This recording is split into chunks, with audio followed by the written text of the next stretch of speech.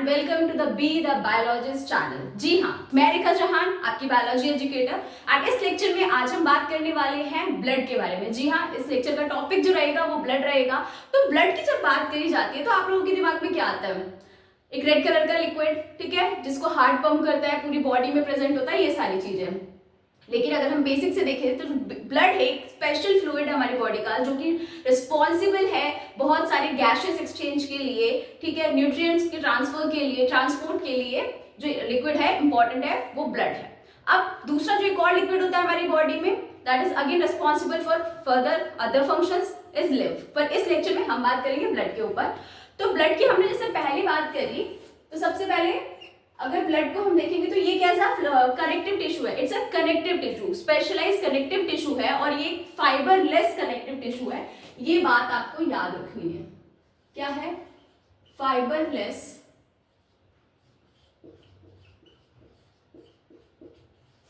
Connective tissue. Second, आपने जो बात याद रखनी है, तो हर टिश्यू का जो क्या होता है, एक मैट्रिक्स होती है। मैट्रिक्स मतलब एक ग्राउंड सब्सटेंस होता है जिसके ऊपर वो सेल्स एम्बेडेड होते हैं या फिर प्लेस्ड होते हैं। तो यहाँ पे जो मैट्रिक्स है वो फ्लूइड होती है। क्या? तो फ्लूइड मैट्रिक्स होती है। Now the blood has two components या फिर टू पार्ट्स बोल सकते हैं। ब्लड के अंदर दो पार्ट्स हैं, एक है लिक्विड पार्ट और एक है सॉलिड पार्ट। जो लिक्विड पार्ट है उसको हम लोग बोलते हैं plasma, that is plasma, and the solid part या फिर formed elements जिसको हम बोलते हैं,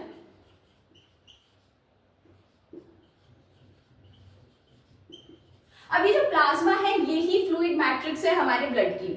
ओके, इसके आगे ब्रैकेट में आप लिख सकते हैं द लिक्विड पार्ट, ठीक है, एंड फॉर्म्ड एलिमेंट्स या फिर जो सॉलिड पार्ट्स है। फॉर्म्ड एलिमेंट्स के अंदर क्या क्या आता है, ब्लड्स के और क्या क्या कंपोनेंट्स आपने सुने हैं। तो ब्लड के बारे में जब भी बात होती है तो आपने आरबीसी के बारे में सुना होगा, डब्ल्यूबीसी के बारे में सुना होगा, प्लेटलेट्स के बारे में सुना होगा। ये सारी कॉमन टर्म्स आप लोग अपनी प्रीवियस क्लासेस में पढ़ते ही आए हैं।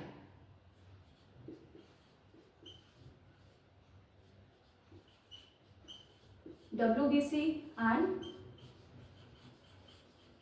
प्लेटलेट्स। ओके, सबसे पहले अगर हम बात कर लेते हैं प्लाज्मा के बारे में, ठीक है, कि प्लाज्मा क्या है, कैसा है। तो अगर हम प्लाज्मा की अगर बात करेंगे सबसे पहले यहाँ पे, तो प्लाज्मा देखिए, प्लाज्मा एक स्ट्रॉ कलर का फ्लूइड है, एक विस्कस फ्लूइड है। मतलब कि स्ट्रॉ कलर से पेल येलो, भूसे का कलर आपने देखा होगा कैसा होता है, पेल येलो कलर का एक फ्लूइड है। तो साथ के साथ लिखते चलेंगे, तो ये कैसा है, पेल येलो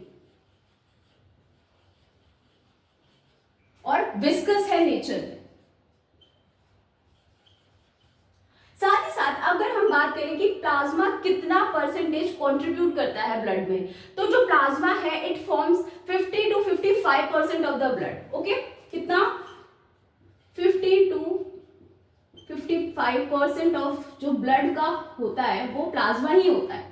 अब प्लाज्मा के अपने क्या कॉम्पोजिशन है, इसके बारे में अगर हम बात कर लें कि इसके अपने क्या कॉम्पोजिशंस हैं, तो देखिए इसके अंदर वाटर प्रेजेंट होता है, बहुत सारे अलग अलग प्रोटीन्स प्रेजेंट होते हैं, मिनरल्स होते हैं, ग्लूकोज होता है, लिपिड होता है, ये सारी चीजें होती हैं। तो अगर हम प्लाज्मा की बात करते हैं तो सबसे पहले हमने बोला वाटर होता है यहाँ पे, तो वाटर के लिए H2O लिख लेते हैं। H2O वाटर हमें पता है कितना होता है, तो 90 से 92% इसमें वाटर होता है। ओके, देन इसके अंदर प्रोटीन्स प्रेजेंट होते हैं। प्रोटीन्स कितना होगा? प्रोटीन्स होते हैं इसके अंदर 6 to 8% तक, 6 to 8% प्रोटीन होते हैं यहाँ पे। और हम लोग यहाँ पे जो मेजर इंपॉर्टेंट प्रोटीन्स के बारे में अगर बात करें तो यहाँ पे प्रेजेंट होता है एल्ब्यूमिन।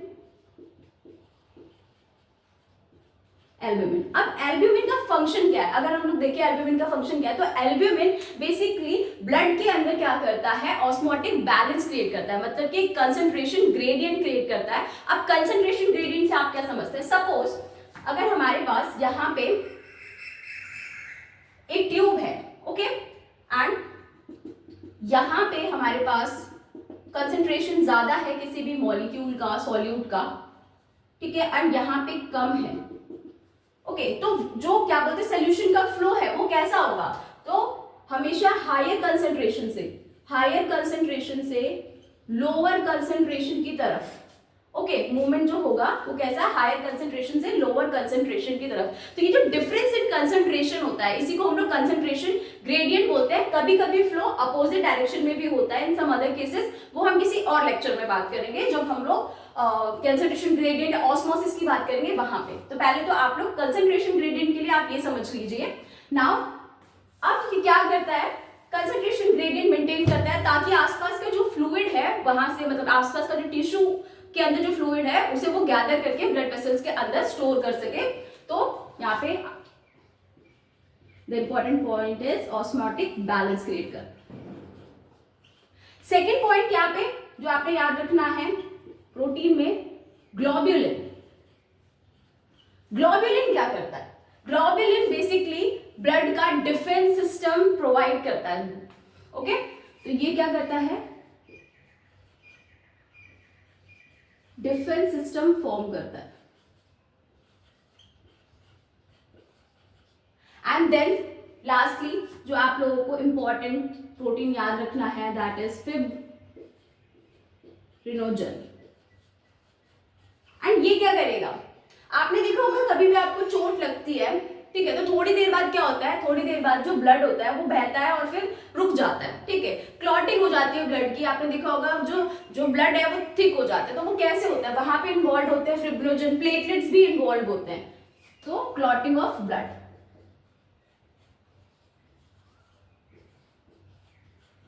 देखो साथ ही साथ ना प्लाज्मा के अंदर आपने एक और चीज याद रखनी है कि यहाँ पे सिर्फ वाटर प्रोटीन नहीं, यहाँ पे प्रेजेंट होते हैं मिनरल्स भी, जैसे कि सोडियम आयंस प्रेजेंट होंगे, कैल्शियम आयंस प्रेजेंट होंगे, मैग्नीशियम होगा, क्लोराइड आयंस प्रेजेंट होंगे, ये सब प्रेजेंट होंगे, ठीक है, ग्लूकोज भी प्रेजेंट होगा और लिपिड मॉलिक्यूल्स भी प्रेजेंट होंगे। So this is about the liquid part of the blood. ठीक है, हमने क्या क्या देख लिया अभी तक कि ब्लड का इंट्रोडक्शन देखा, ब्लड के दो पार्ट में डिवीजन है, उसके बाद एक लिक्विड पार्ट है एक सॉलिड पार्ट है, ठीक है, और हमने देख लिया प्लाज्मा के बारे में कि प्लाज्मा के कॉम्पोजिशंस क्या क्या होते हैं and what does it involves. इसको आप नोट डाउन करना चाहते हैं नोट डाउन कर लीजिए, स्क्रीनशॉट लेना चाहते हैं स्क्रीनशॉट ले लीजिए, मर्जी आपकी है। इसके बाद हम लोग बढ़ेंगे फॉर्म्ड एलिमेंट्स की तरफ या फिर सॉलिड पार्ट की तरफ। ओके,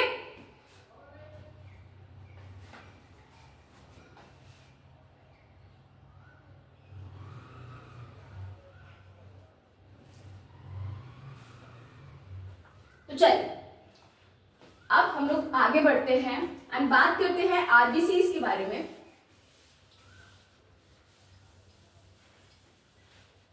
तो अगर हम आरबीसी के बारे में बात करें तो रेड ब्लड सेल से सबसे पहली चीजें जो भी आपने अपनी प्रीवियस क्लास में पढ़ी है वो एक बार रिकॉल करिए।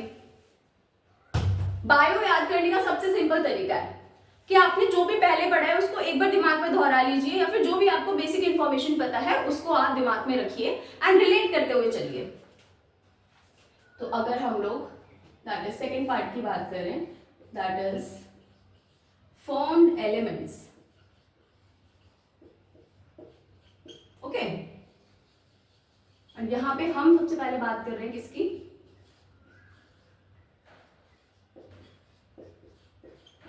रेड ब्लड सेल्स की, या फिर इनको हम इरिथ्रोसाइट के नाम से भी जानते हैं। किसके नाम से जानते हैं, इरिथ्रोसाइट के नाम से भी जानते हैं। अब आरबीसी के बारे में हमें क्या क्या पता है, आरबीसी का सबसे मेजर काम क्या है भाई, आरबीसी कैरी करते हैं ऑक्सीजन, ठीक है, कार्बन डाइऑक्साइड। क्यों करते हैं, क्योंकि इनके पास एक पिगमेंटेड मॉलिक्यूल होता है, हीमोग्लोबिन प्रेजेंट होता है, उसकी वजह से करते हैं।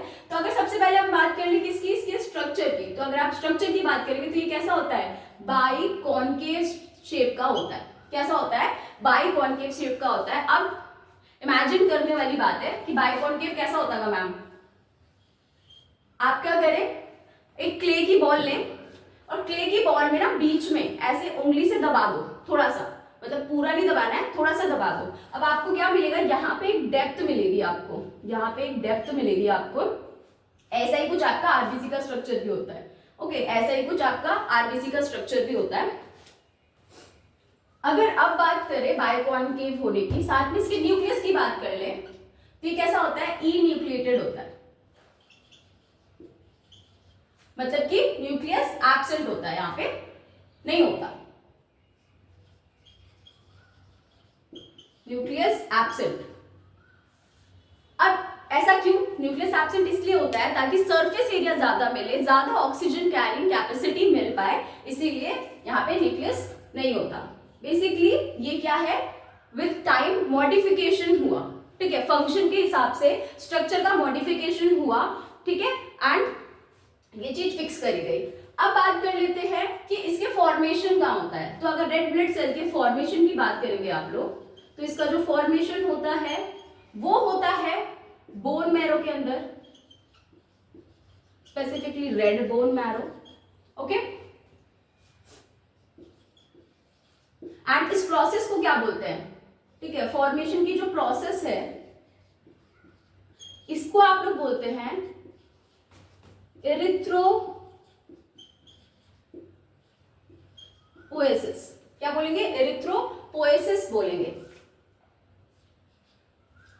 अब हमने बात करी थी कि इसके अंदर एक पिगमेंट प्रेजेंट होता है, क्या होता है, एक पिगमेंट प्रेजेंट होता है, तो यहां पे क्या होता है, हेमोग्लोबिन प्रेजेंट होता है,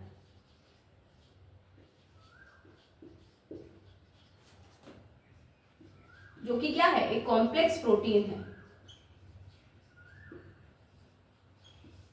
हेमोग्लोबिन पिगमेंट। और इसी की वजह से क्या होता है, रेड कलर ऑफ आरबीसी, क्या होगा, रेड कलर होता है आरबीसी का।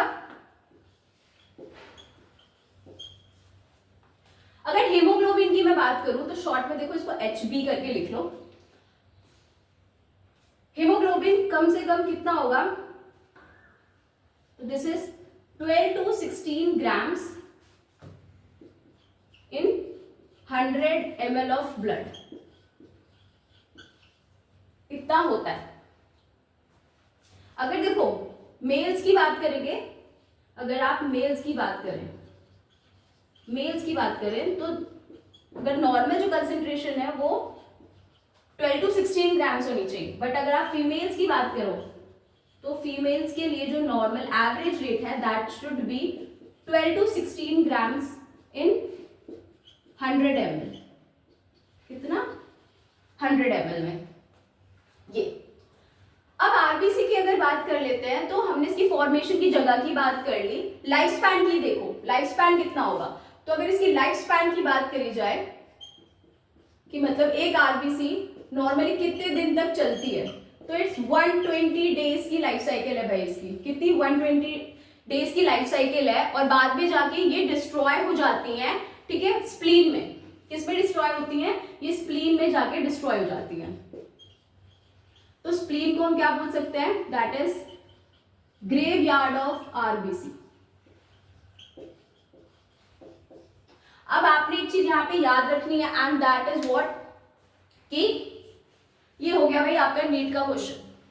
ये क्या हो गया, ये हो गया आपका नीट का क्वेश्चन, ग्रेवयार्ड ऑफ आरबीसी, सीधा ही पूछ लेंगे, ठीक है। या फिर क्या करेंगे, one of the important point, haemoglobin की कंसेंट्रेशन के बारे में पूछ लेंगे। सबसे इंपॉर्टेंट पॉइंट जो हमारा यहाँ पे रह गया डिस्कस करने के लिए, एंड दैट इज कि इनका कंसेंट्रेशन कितना होगा। तो ये भाई अगर आपके ब्लड की कंसेंट्रेशन की बात करें तो ये बॉडी के अंदर सबसे ज्यादा पाए जाने वाले ब्लड सेल्स हैं, ओके, एंड ये होते हैं 5 to 5.5 मिलियन, ठीक है, मिलीमीटर क्यूब, इतना इसका कंसेंट्रेशन होता है, एंड मोस्ट अबैंडेंट है, दिस इज मोस्ट अबैंडेंट।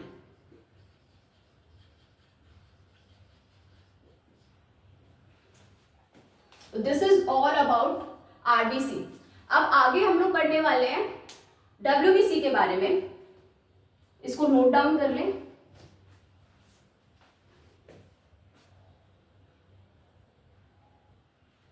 ठीक है, तो अगर हम लोग बात करते हैं यहां पे व्हाइट ब्लड सेल्स की, अगर हम सेकेंड पॉइंट की बात करें, एंड दैट इज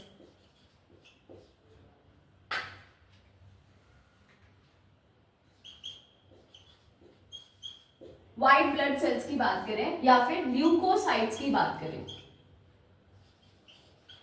ल्यूकोसाइट्स की बात करें तो व्हाइट ब्लड सेल्स के बारे में आपको क्या पता है? व्हाइट ब्लड सेल्स जो होते हैं डब्ल्यूबीसी कंपैरेटिवली थोड़े से कम प्रेजेंट होते हैं ह्यूमन बॉडी क्या बोलते हैं हमारे ब्लड के अंदर। तो अगर इनकी कंसंट्रेशन की हम लोग बात करें, देखो सबसे पहले तो ये कलरलेस होते हैं और साथ ही साथ इनमें न्यूक्लियस प्रेजेंट होता है। तो ये कैसे होते हैं? ये न्यूक्लिएटेड होते हैं, भाई न्यूक्लियस प्रेजेंट होता है इनके अंदर। अब इनके कंसंट्रेशन की अगर हम बात करें तो ये प्रेजेंट होते हैं 6000 से 8000 मिलीमीटर क्यूब, ठीक है, इतना मतलब ये प्रेजेंट होता है। और अगर हम बात कर लेते हैं जो डब्ल्यूबीसी है, इसको देखो दो जगह डिवाइड कर दिया गया। कैसे? ऑन द बेसिस ऑफ कि उनके जो साइटोप्लाज्म थे उनके अंदर पर्टिकुलर ग्रैन्युलर स्ट्रक्चर्स हैं कि नहीं। तो ऐसे आरबीसीज ना जिनके अंदर कुछ ग्रैन्युलर स्ट्रक्चर थे, बेसिकली वो क्या थे, स्टेनिंग करने पे पता चला, तो इनको दो जगह डिवाइड किया and that is granulocytes and agranulocytes. WBC की बात करेंगे तो they are divided into two parts and that is granulocytes and agranulocyte। अगर सबसे पहले हम लोग ग्रैन्युलोसाइट्स की बात करते हैं तो ग्रैन्युलोसाइट्स में था क्या, यहाँ पे भाई ग्रैन्यूल लाइक स्ट्रक्चर प्रेजेंट थे, ग्रैन्यूल इन साइटोप्लाज्म। क्या था? ग्रैन्यूल से साइटोप्लाज्म में। साथ ही साथ यहाँ पे एक और चीज देखने को मिली कि इनका जो न्यूक्लियस था वो लोब्ड था। कैसा था? न्यूक्लियस जो था वो लोब था। तो यूजुअली आपने देखा होगा न्यूक्लियस क्या होता है, डिफरेंट डिफरेंट शेप का हो सकता है, ठीक है, राउंड हो सकता है, बीन शेप का हो सकता है। लेकिन अगर आप इधर बात करें तो यहाँ पे क्या हो रहा है, यहाँ पे ना न्यूक्लियस कुछ ऐसा है कि लोब्ड है, तो ऐसे लोब्स प्रेजेंट है न्यूक्लियस के अंदर। अब ग्रैन्युलोसाइट्स के अंदर आते हैं भाई तीन पार्ट, ठीक है, तीन टाइप के क्या बोलते हैं, तीन पार्ट आते हैं and those are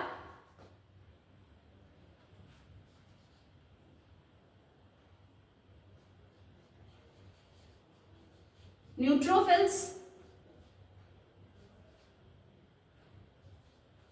eosinophils and third is basophil. Okay,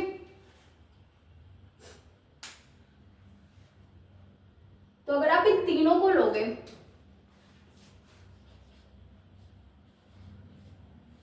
देखो ये हो गया डब्ल्यूबीसी, ठीक है, यहाँ पे क्या हो गया, यहाँ पे आ गया आपका ग्रैन्युलोसाइट। इसके अंदर क्या क्या प्रेजेंट है? न्यूट्रोफिल्स प्रेजेंट है, यूसिनोफिल्स प्रेजेंट है एंड बेसोफिल्स प्रेजेंट है। ओके, तो इसकी एक छोटी सी ट्रिक बनती है एंड दैट इज नेब जी। क्या? नेब जी। So this is how you remember the things। ये हो गई इसकी सिंपल ट्रिक नेब जी। और अगर अब हम बात कर ले ए ग्रैन्युलोसाइट्स की, तो अगर ए ग्रैन्युलोसाइट्स की बात करेंगे तो यहाँ पे क्या हो रहा है, यहाँ पे ना कोई ग्रैन्यूल लाइक स्ट्रक्चर नहीं प्रेजेंट है। Granulocytes are absent in cytoplasm. उसके बाद इनका जो न्यूक्लियस था, इनका जो न्यूक्लियस है वो कैसा है, वो भाई नॉर्मल है, राउंड लार्ज न्यूक्लियस है, स्मॉल राउंड न्यूक्लियस। ओके, यहां पे कौन से आते हैं, तो यहां पे दो टाइप के आते हैं and that is monocyte and lymphocytes. Monocyte and lymphocyte. अब इसकी ट्रिक क्या होगी, दिस इज, अगर ए ग्रैन्युलोसाइट में आपने याद रखना है तो आप याद रखेंगे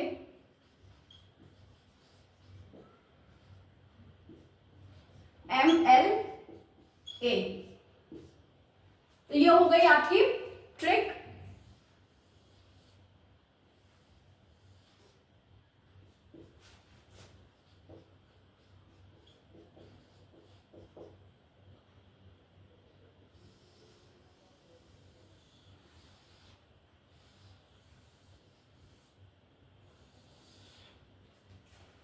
this is all about white blood cells. अब हम लोग धीरे धीरे करके देखेंगे कि न्यूट्रोफिल्स का क्या फंक्शन है, बेसोफिल्स का क्या है, ईओसिनोफिल्स क्या कर रहे हैं, मोनोसाइट्स, लिम्फोसाइट्स, इसके बारे में हमने देखना है। तो ये हमने मोटा मोटा स्तर पे बात कर ली कि डब्ल्यूबीसी क्या है, और हमने बात कर ली कि ट्रिक्स क्या है इसकी, कि दो पार्ट है, ग्रैनुलोसाइट्स है, ऐसे वाले कंपोनेंट जिनके क्या है साइटोप्लाज्म में ग्रैनुलेट स्ट्रक्चर्स प्रेजेंट हैं, स्टेनिंग करने पे पता चला, उसकी हमने ट्रिक याद कर ली, नेब जी। और दूसरा है ए ग्रैनुलोसाइट, जिसके अंदर क्या है मोनोसाइट्स और lymphocytes, so M for monocyte, L for lymphocytes, and ये कैसे है, ये ए ग्रैनुलोसाइट्स है, तो ये क्या है एमएलए। तो डब्ल्यूबीसी फैमिली में दो मेंबर आते हैं, नेब जी और एमएलए साहब। डन। अब हम लोग बात कर लेते हैं यहाँ पे न्यूट्रोफिल्स की, इसकी बात कर लेते हैं, न्यूट्रोफिल्स की बात कर लेते हैं।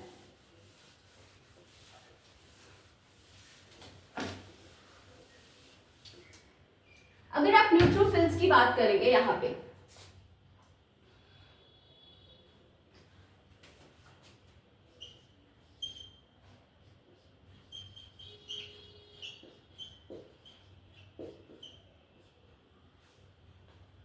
तो न्यूट्रोफिल्स जो है they form around 60 to 65% of total WBC. ठीक है, डब्ल्यूबीसी का कितना 60 to 65% of total WBC. Neutrophils कैसे होते हैं भाई, इनका जो न्यूक्लियस होता है वो लोब्ड होता है, इनका न्यूक्लियस जो होता है वो लोब्ड होता है, एंड ये क्या करते हैं मेजरली इन्वॉल्व होते हैं फाइगोसाइटोसिस में, मतलब कोई भी पैथोजन आएगा तो पैथोजन को जाएंगे पकड़ के खा जाएंगे। ओके, तो pathogenic in nature, sorry phagocytosis करते हैं, तो फैगोसाइटिक इन नेचर, कितना फैगोसाइटिक इन नेचर। ओके, ये तो हो गई किसकी बात, ये हो गई न्यूट्रोफिल्स की बात। अब हम बात कर लेते हैं सेकेंडली किसकी, ईस्नोफिल्स की।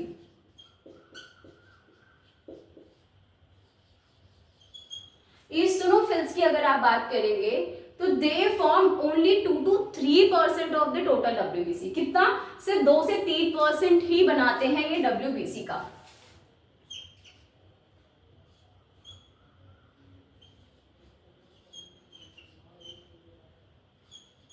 और दूसरा पॉइंट जो आपको क्या याद रखना है, इनका जो न्यूक्लियस होता है वो कैसा होता है, वो बाइलोब्ड होता है, bilobed nucleus, and they are majorly involved in, किसमें, इसको भी लिख लीजिए, ठीक, इन्वॉल्व्ड इन एलर्जिक रिएक्शंस।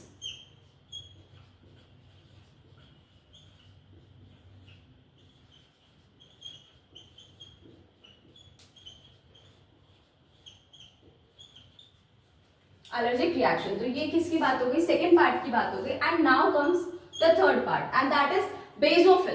क्या, बेसोफिल।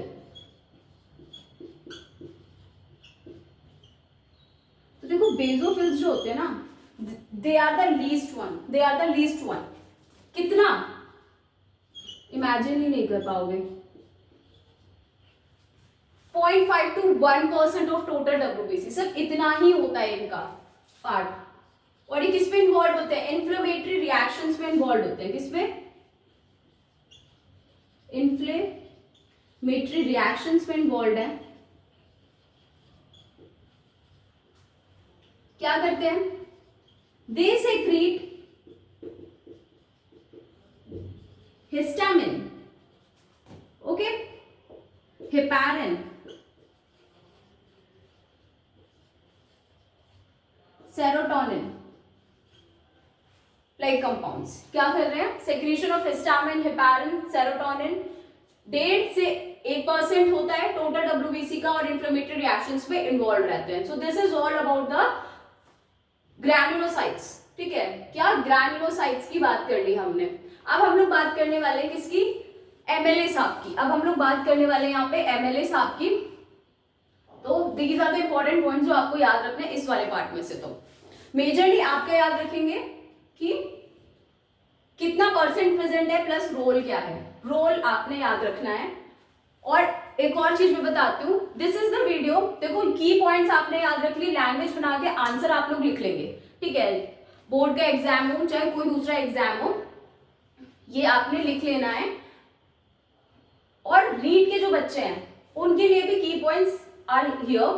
साथ ही साथ आपने एक और चीज करनी है, डायग्राम्स. ठीक है, नीट में क्या होता है, कभी कभी आप जब एनसीईआरटी अपनी खोलेंगे तो नीचे पूरा एक क्या बोलते हैं, सारे एलिमेंट्स का, सारे फॉर्म्ड एलिमेंट्स का डायग्राम दिया हुआ है. वहां से होता क्या है कि डायग्राम दे दिया जाता है एंड पूछ लिया जाता है कि this is the structure of what, और आपको फिर पता होना चाहिए. तो कोई भी ऐसा स्टूडेंट जो कि क्या कर रहा है, नीट की प्रिपरेशन कर रहा है या फिर आगे जाके अभी स्कूल में है पर नीट देने के लिए सोच रहे हैं, तो आई वुड हाईली सजेस्ट कि आप लोग अपने डायग्राम्स पे बहुत ज्यादा ध्यान दें, उनकी लेबलिंग्स पे बहुत ज्यादा ध्यान दें, बिकॉज वो ना सबसे इजी क्वेश्चन होते हैं. डायग्राम्स वाली चीजें जो आपकी बुक में है, आप 11th-12th से पढ़ते हुए जा रहे हैं, उनको हिट करना, उन क्वेश्चंस को हिट करना is the easiest thing.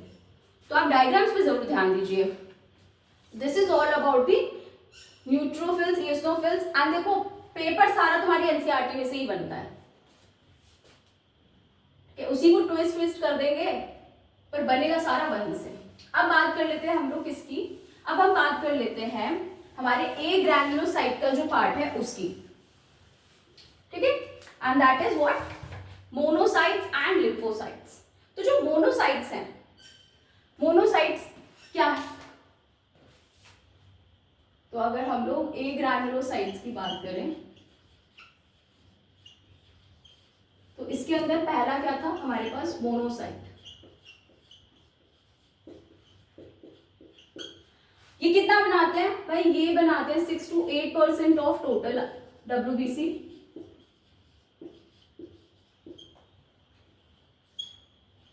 And they are again phagocytic in nature. मतलब क्या करते हैं, वो पैथोजन को खाने का काम करते हैं.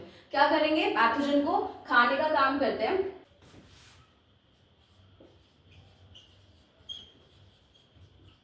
Phagocytic in nature. अगर इनके न्यूक्लियस की बात करें तो they have bean shaped nucleus. कैसा, बीन शेप्ड न्यूक्लियस.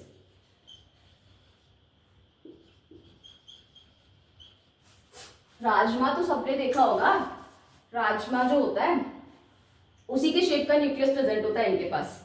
ओके, तो स्पेसिफिकली मोनोसाइट्स, क्वेश्चन आ जाता है विच टू आर. ठीक है, और which of the following are responsible for the phagocytosis of pathogen. ठीक है, तो ऑप्शन में बहुत सारे होंगे, सारे दे देंगे आप लोगों को. इसिनोफिल, बेसोफिल दे देगा, न्यूट्रोफिल्स, मोनोसाइट दे देगा. ठीक है, या फिर आपको कुछ और दे देगा. तो आंसर क्या है, एक तो यहाँ पे आपका हो गया मोनोसाइट एंड आपने पीछे पढ़ा था न्यूट्रोफिल्स, ये दो. तो neutrophils and monocytes are involved in phagocytic activities. तो अगर हम बात करते हैं हमारे सेकेंड पार्ट की, एंड दैट इज लिम्फोसाइट्स. तो लिम्फोसाइट्स के बारे में आपको क्या जानना है, तो लिम्फोसाइट्स जो होते हैं वो 20 to 25% इन टोटल डब्ल्यूबीसी होते हैं. And these are the second most abundant of the WBC. तो दीज आर, सबसे पहले तो कितना, 20 to 25% ऑफ टोटल डब्ल्यूबीसी. और सेकेंड मोस्ट अबैंडेंड होंगे. क्या है, सेकेंड मोस्ट अबैंडेंड है. These are second most abandoned. अब बात कर लेते हैं लिम्फोसाइट्स जो होते हैं वो दो टाइप के होते हैं. कैसे होते हैं, दो टाइप के होते हैं, that is 2 types.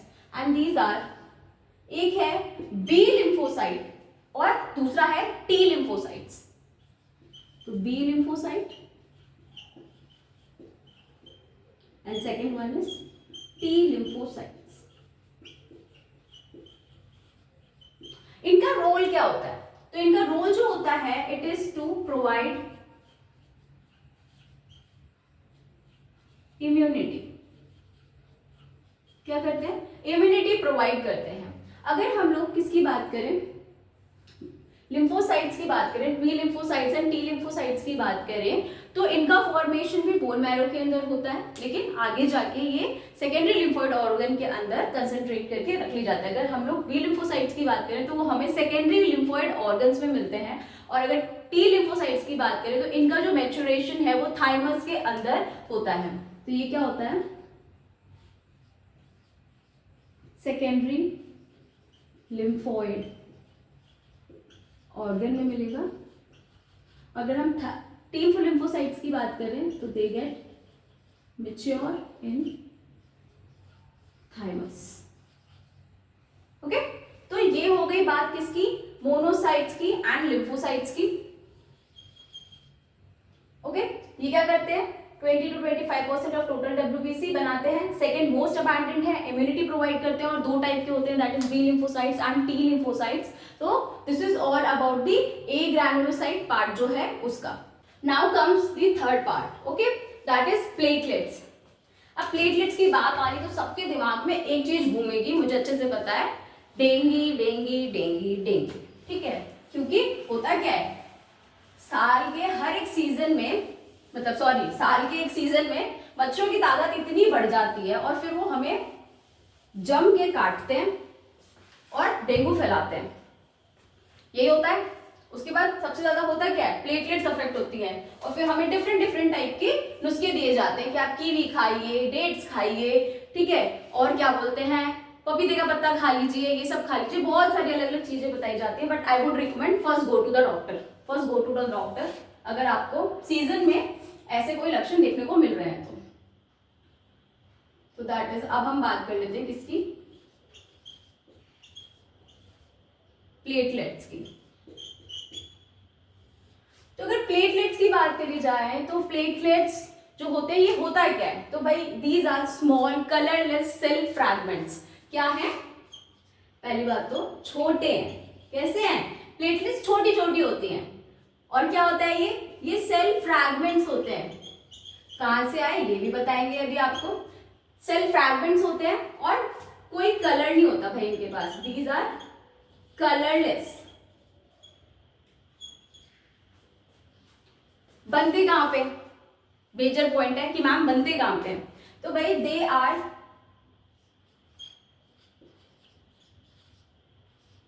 Form from mega karyocytes.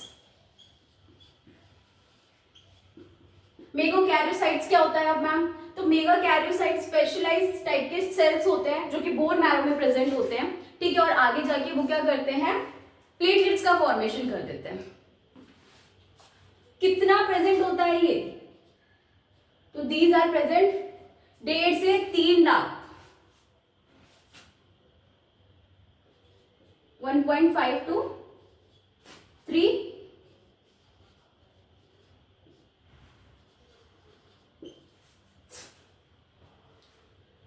है पर mm³, इतना ही प्रेजेंट होता है। फंक्शन क्या है? फंक्शन यहाँ पे majorly they are involve in clotting of blood. किस में इन्वॉल्व होगा? क्लॉटिंग ऑफ ब्लड में इन्वॉल्व है। Clotting of blood,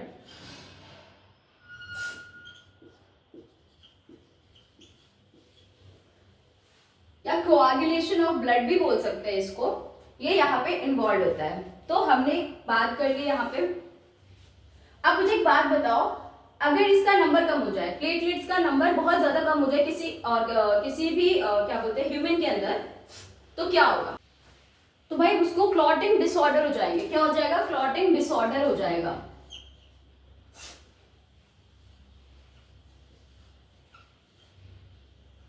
sorry, low number, abnormal नहीं, लो number of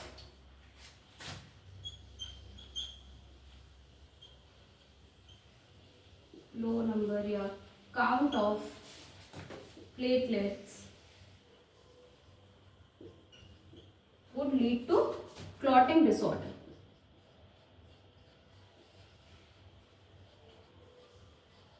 And now here is a flow chart for the whole lecture, and if you liked this video, hit the like button, subscribe my channel and do comment into the comment section for more topics if you want a video on that. Till then, thank you for watching. Bye bye.